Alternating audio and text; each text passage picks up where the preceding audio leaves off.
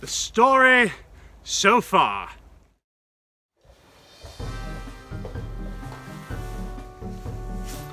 Marley was dead to begin with. You will be haunted by 3 spirits. You have a nephew, I believe. I have a what now? God bless us, everyone. Spirit, will Tiny Tim live? Nope. Ah! I am in the presence of the ghost of Christmas yet to come.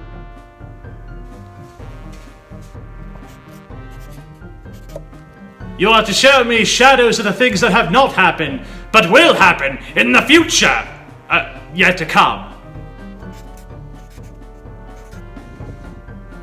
I fear you, more than any other spectre I have seen.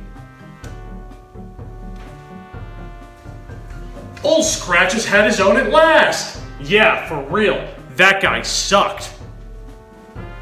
Yeah, don't worry, I got nothing but the best. I got his bed curtains, I got a shirt. Bed curtains? Bed curtains! What else? And some gold fillings from his teeth. Haha. Ew. Who is this handsome man that everyone seems to hate? I wonder who he could be. Is there any tender emotion associated with a death?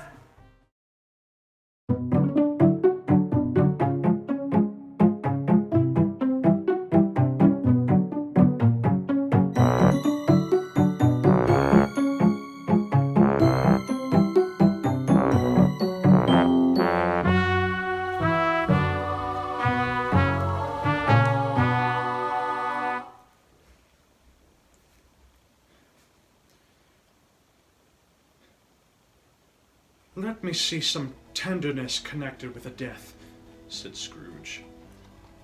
Or that dark chamber spirit, which we left just now, will be forever present to me. The ghost conducted him through several streets familiar to his feet, and as they went along, Scrooge looked here and there to find himself, but nowhere was he to be seen.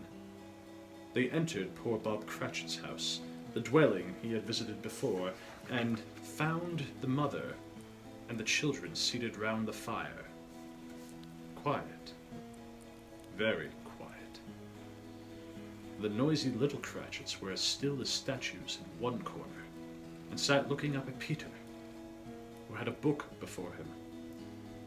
The mother and her daughters were engaged in sewing, but surely they were very quiet. And he took a child and set him in the midst of them. Where had Scrooge heard those words? He had not dreamed them. The boy must have read them out, as he and the spirit crossed the threshold. Why did he not go on? The mother laid her work upon the table, put her hand up to her face. The color hurts my eyes, she said. The color? Ah, poor Tiny Tim. They're better now again, said Cratchit's wife. It makes them wake by candlelight. And I would show regards to your father when he comes home for the world. It must be near his time. Past it, rather, Peter answered, shutting up his book. But I think he's walked a little slower than he used these few last evenings, Mother. They were quiet again. At last she said, and in a steady, cheerful voice that only faltered once, I've known him walk with Tiny Tim upon his shoulder, very fast indeed. So have I, cried Peter. Often. And so have I, exclaimed another. So had all. But he was very light to carry, she resumed, intent upon her work. And his father loved him so that it was no trouble. No trouble. And there's your father at the door. She hurried out to meet him, and little Bob, in his comforter, he had need of it, poor fellow, came in. His tea was ready for him on the hob, and they all tried who should help him to it most. Then the two young Cratchits got upon his knees and laid each child a little cheek against his face, as if they said, "Don't mind it, father. Don't be grieved." Bob was very cheerful with them, and spoke pleasantly to all the family. He looked at the work upon the table and praised the industry and speed of Mrs. Cratchit and the girls. They would be done long before Sunday, he said. "Sunday? You went today then, Robert?" said his wife. "Yes, my dear," returned Bob. I wish you could have gone. It would have done you good to see how green a place it is. But you'll see it often. I promised him that I would walk there on a Sunday. My little child," cried Bob. My little child. He broke down all at once. He couldn't help it. If he could have helped it, he and his child would have been farther apart, perhaps, than they were. He left the room and went upstairs into the room above, which was lighted cheerfully and hung with Christmas. There was a chair set close beside the child, and there were signs of someone having been there lately. Poor Bob sat down in it, and when he had thought a little and composed himself, he kissed the little face. He was reconciled to what had happened, and went down again, quite happy. They drew about the fire and talked, the girls and mother working still. Bob told them of the extraordinary kindness of Mr. Scrooge's nephew, whom he had scarcely seen but once, and who, meeting him in the street that day, and seeing that he looked a little, "just a little down, you know," said Bob, inquired what had happened to distress him. "On which," said Bob, "for he is the pleasantest spoken gentleman you ever heard, I told him, 'I'm heartily sorry for it, Mr. Cratchit,' he said, 'and heartily sorry for your good wife.' By the by, how he ever knew that, I don't know." Knew what, my dear?" "Why, that you were my good wife," replied Bob. "Everybody knows that," said Peter. "Very well observed, my boy," cried Bob. "I hope they do. Heartily sorry," he said, "for your good wife. If I could be of service to you in any way," he said, giving me his card, "that's where I live. Pray come to me." "Now it wasn't," cried Bob, "for the sake of anything he might be able to do for us, so much as for his kind way, that this was quite delightful. It really seemed as if he had known our Tiny Tim, and felt with us." "I'm sure he's a good soul," said Mrs. Cratchit. "You would be sure of it, my dear," returned Bob, "if you ever saw and spoke to him. I shouldn't be at all surprised, mark what I say, if he got Peter a better situation." "Only hear that, Peter," said Mrs. Cratchit. "And then," cried one of the girls, "Peter will be keeping company with someone, and setting up for himself." "Get along with you," returned Peter, grinning. "It's just as likely as not," said Bob. "One of these days, though there's plenty of time for that, my dear. But however and whenever we part from one another, I am sure we shall none of us forget poor Tiny Tim. Shall we? Or this first parting that was among us?" "Never, father," cried they all. "And I know," said Bob, "I know, my dears, that when we recollect how patient and how mild he was, although he was a little child, we shall not quarrel easily among ourselves, and forget poor Tiny Tim in doing it." "No, never, father," they all cried again. "I'm very happy," said little Bob. "I'm very happy." Mrs. Cratchit kissed him.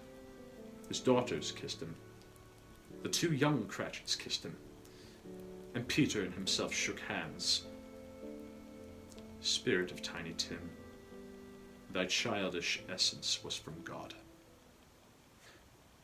"Spectre," said Scrooge. Something informs me that our parting moment is at hand. I know it, but I know not how. Tell me what man that was whom we saw lying dead. The ghost of Christmas yet to come conveyed him as before, though at a different time, he thought. Indeed, there seemed no order in these latter visions, save that they were in the future, into the resorts of businessmen, but showed him not himself. Indeed, the spirit did not stay for anything, but went straight on, as to the end just now desired, until besought by Scrooge to tarry for a moment. This court, said Scrooge, through which we hurry now, is where my place of occupation is, and has been for a length of time. I see the house. Let me behold what I shall be in days to come. The spirit stopped. The hand was pointed elsewhere. The house is yonder, Scrooge exclaimed. Why do you point away? The inexorable finger underwent no change. Scrooge hastened to the window of his office and looked in. It was an office still, but not his. The furniture was not the same, and the figure in the chair was not himself. The phantom pointed, as before. He joined it once again, and wondering why and whither he had gone, accompanied it until they reached an iron gate. He paused to look round before entering. A churchyard. Here, then, the wretched man whose name he had now to learn lay underneath the ground. It was a worthy place, walled in by houses, overrun by grass and weeds, the growth of vegetation's death, not life, choked up with too much burying, fat with repleted appetite, a worthy place. The spirit stood among the graves and pointed down to one. He advanced towards it, trembling. The phantom was exactly as it had been, but he dreaded that he saw new meaning in its solemn shape. Before I draw nearer to that stone to which you point, said Scrooge, answer me one question. Are these the shadows of the things that will be? Or are they shadows of the things that may be only? Still the ghost pointed downward, to the grave by which it stood. Men's courses will foreshadow certain ends, to which, if preserved in, they must lead, said Scrooge. But if the courses be departed from, the ends will change. Say it is thus with what you show me. The spirit was immovable as ever.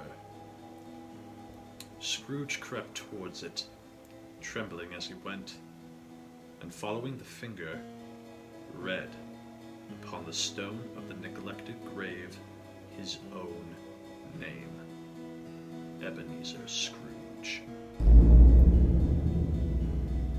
Am I that man who lay upon the bed? He cried, upon his knees. The finger pointed down from the grave to him and back again. No, spirit. Oh, no, no! The finger was still there. Spirit, He cried, tight clutching at its robe. hear me. I am not the man I was. I will not be the man I must have been but for this intercourse. Why, show me this, if I am past all hope. For the first time the hand appeared to shake. Good spirit, He pursued, as down upon the ground he fell before it. Your nature intercedes for me and pities me. Assure me that I yet may change these shadows you have shown me by an altered life. The kind hand trembled. I will honor Christmas in my heart and try to keep it all the year. I will live in the past, the present, and the future. The spirits of all three shall strive within me. I will not shut out the lessons that they teach. Oh, tell me I may sponge away the writing on this stone. In his agony he caught the spectral hand. It sought to free itself, but he was strong in his entreaty and detained it. The spirit, stronger yet, repulsed him. Holding up his hands in one last prayer to have his fate reversed, he saw an alteration in the phantom's hood and dress. It shrunk, collapsed, and dwindled down into a bedpost.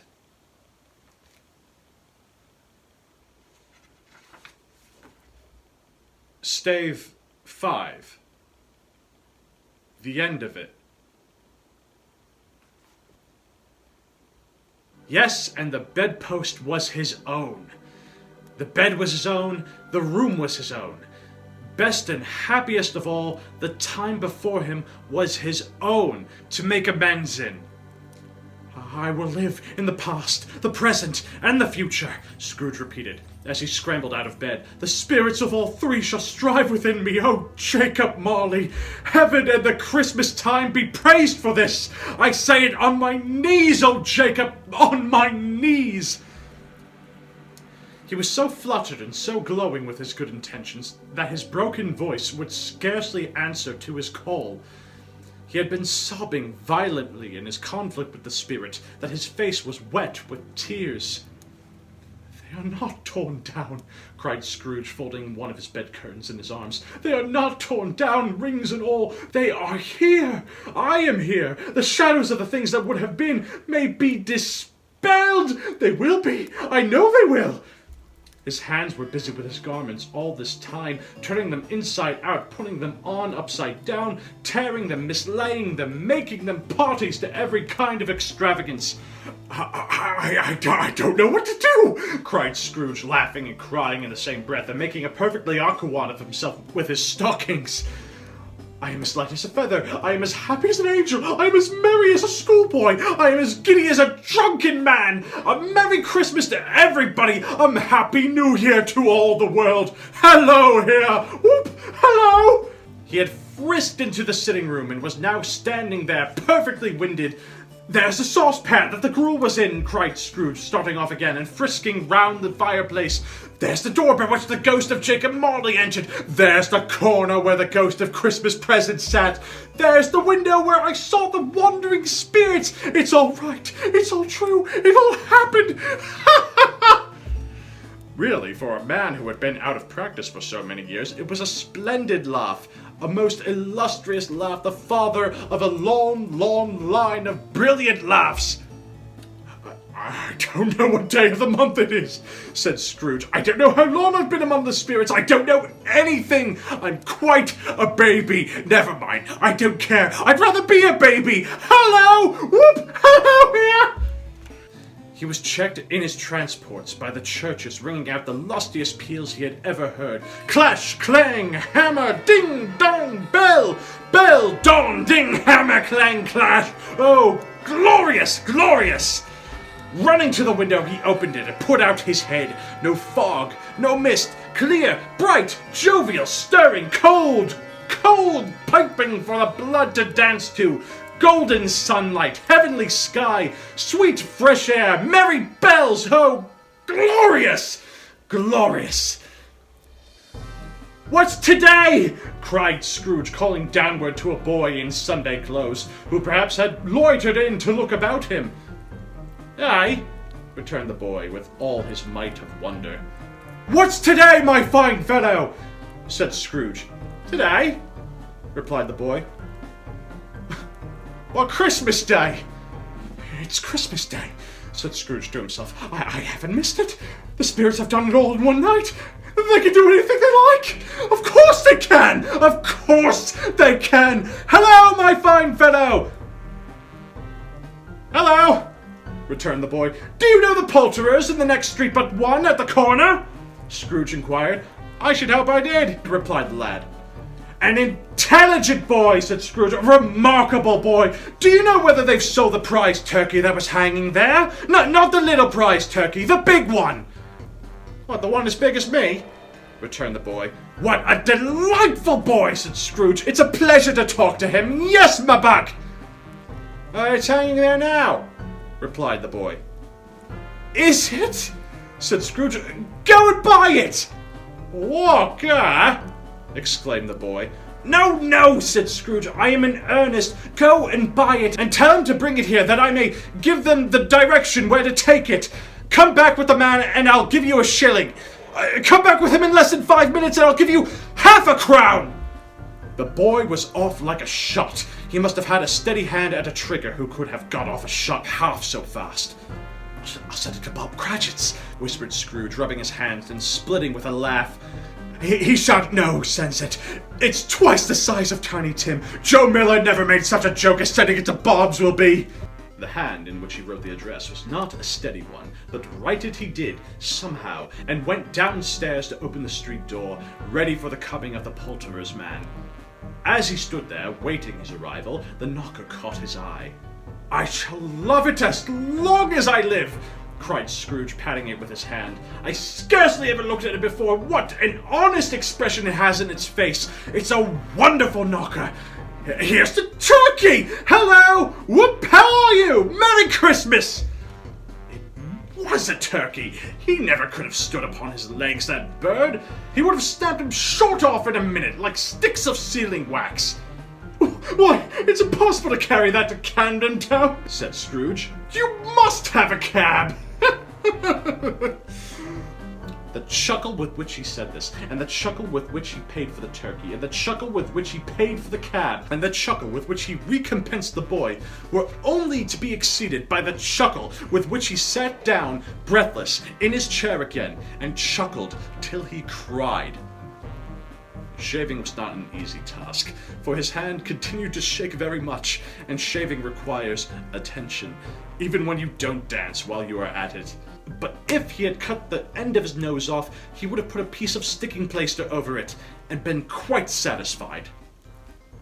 He dressed himself all in his best, and at last got out into the streets. The people were by this time pouring forth, as he had seen them with the ghost of Christmas present, and walking with his hands behind him, Scrooge regarded every one with a delighted smile.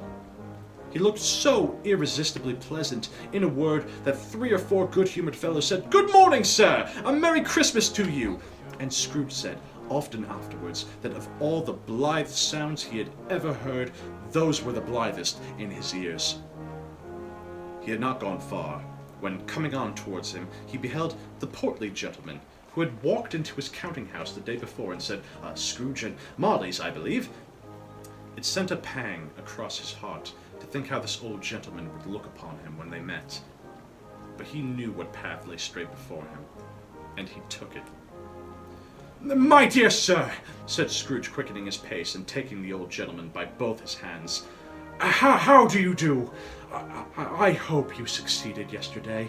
It was very kind of you. A Merry Christmas to you, sir." "Mr. Scrooge?" "Yes," said Scrooge, that is my name, and I fear it may not be pleasant to you. Allow me to ask your pardon, and will you have the goodness—" Here Scrooge whispered in his ear. "Lord bless me!" cried the gentleman, as if his breath were gone. "My dear Mr. Scrooge, are you serious?" "If you please," said Scrooge, "not a farthing less. A great many back payments are included in it, I assure you. Will you do me that favor?" "My dear sir," said the other, shaking hands with him, I don't know what to say to such a munificent—" "Don't say anything, please," retorted Scrooge. "Will you come and see me?" I will," cried the old gentleman, and it was clear he meant to do it.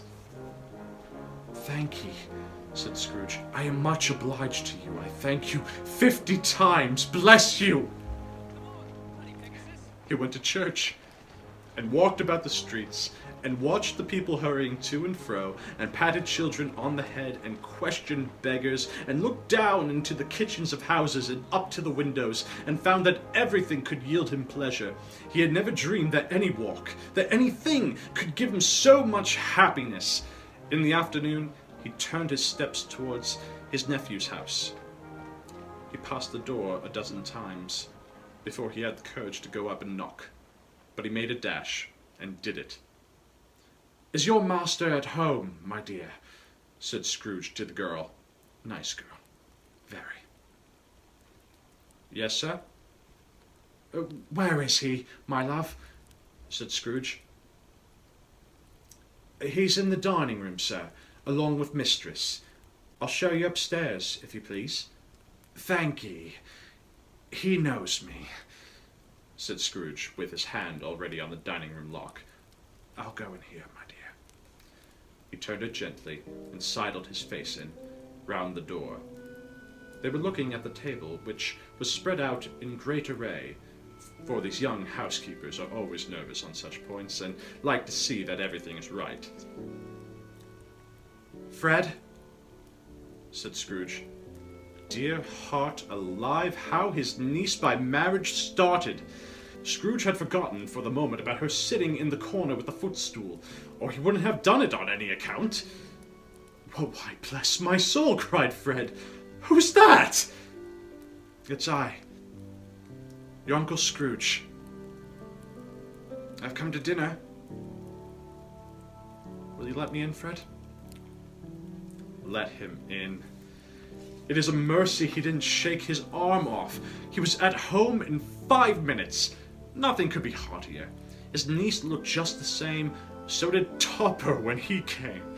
So did the plump sister when she came. So did everyone when they came. Wonderful party, wonderful games, wonderful unanimity, wonderful happiness! But he was early at the office the next morning. Oh, he was early there. If he could only be there first and catch Bob Cratchit coming late. That was the thing he had set his heart upon. And he did it. Yes, he did it. The clock struck 9. No Bob. 1:15. No Bob. He was full 18 minutes and a half behind his time. Scrooge sat with his door wide open, that he might see him come into the tank. His hat was off before he opened the door. His comforter, too. He was on his stool in a jiffy, driving away with his pen as if he were trying to overtake 9 o'clock. "Hello!" growled Scrooge in his accustomed voice, as near as he could feint it. "What do you mean by coming here at this time of day?" "I'm very sorry, sir," said Bob. I am behind my time." "You are?" repeated Scrooge. "Yes, I think you are. Step this way, if you please." It's only once a year, sir," pleaded Bob, appearing from the tank. "It shall not be repeated. I was making rather merry yesterday, sir." "Now I'll tell you what, my friend," said Scrooge. "I am not going to stand this sort of thing any longer. And therefore," he continued, leaping from his stool and giving Bob such a dig in the waistcoat that he staggered back into the tank again, "and therefore I am going to raise your salary!" Bob trembled and got a little nearer to the ruler. He had a momentary idea of knocking Scrooge down with it, holding him, and calling to the people in the court for help in a strait waistcoat. "A Merry Christmas, Bob," said Scrooge with an earnestness that could not be mistaken, as he clapped him on the back. "A merrier Christmas, Bob, my good fellow, than I have given you for many a year. I'll raise your salary and endeavour to assist your struggling family, and we will discuss your affairs this very afternoon over a Christmas bowl of smoking bishop, Bob. Make up the fires and buy another coal scuttle before you dot another I, Bob Cratchit." Scrooge was better than his word. He did it all, and infinitely more. And to Tiny Tim, who did not die, he was a second father. He became as good a friend, as good a master, and as good a man as the good old city knew, or any other good old city, town, or borough in the good old world. Some people laughed to see the alteration in him, but he let them laugh, and little heeded them, for he was wise enough to know that nothing ever happened on this globe for good at which some people did not have their fill of laughter in the outset. And knowing that such as these would be blind anyway, he thought it quite well that they should wrinkle up their eyes in grins, as have the malady in less attractive forms. His own heart laughed, and that was quite enough for him. He had no further intercourse with spirits, but lived upon the total abstinence principle ever afterwards. And it was always said of him that he knew how to keep Christmas well, if any man alive possessed the knowledge. May that be truly said of us, and all of us. And so, as Tiny Tim observed, God bless us, every one. The end.